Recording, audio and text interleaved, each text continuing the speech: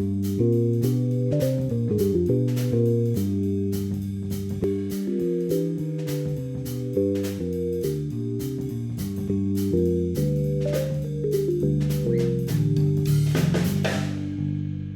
don't you fill us in a little bit on your background? Like, I know you've been here at Chicago, I think, since you got out of graduate school, which was a few years ago. That's right. Well, as you said, I've been at Booth for about 30 years, and I've worked a lot on labor market issues over the years, typically from a macro perspective. I've dabbled in other areas, some with you. So I basically think of myself as an applied economist, try to understand the world around me using whatever seems like the most informative method. Much of my work is empirical in nature. I like to try to keep my self close to the ground, and working with data seems like a sound way to do that, at least for me. You're trained as an economist. What does that economics training tell you to do that other people might not think about it the same way? That's a good question, a tough one. You know, in part I think it's about, on the macro side, thinking about not just individual optimization, firm optimization, but what do you mean by optimization? Trying to pursue your objectives subject to whatever constraints you face and given the way you see the world, given the information you have. So that's kind of the problem for an individual household or business or worker. So let me stop you for a minute.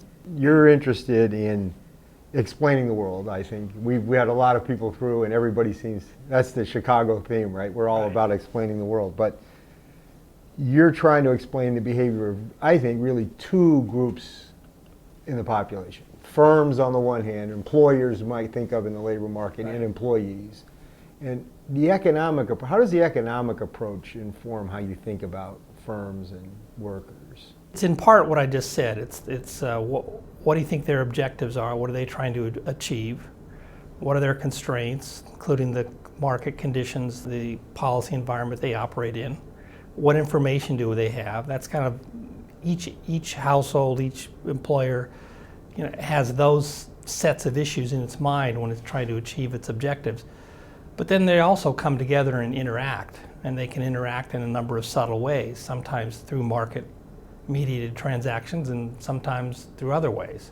That gets to the concept of what's an equilibrium, where each agent is doing, trying to pursue its own objectives, each employer, each worker is trying to pursue its own objectives. But they interact with each other in markets and other ways, and that can be quite complex. So I think economists have, for a long time, relative to other social scientists, tried to understand how those equilibrium interactions work out and not just the objectives of individual agents. Okay, so let me try to put that in the way I see what you're saying and see if I'm getting this right. I mean, you called yourself a macroeconomist, which I think means you're really interested ultimately in maybe some big picture questions, like how fast are we going to grow, what's the employment rate going to be, are wages growing, are firms doing well, which firms are growing, you know, kind of big picture issues. But to understand those big picture issues, it's helpful to look at the individuals, what the people are doing, why they're doing it, what the firms are doing, why they're doing it.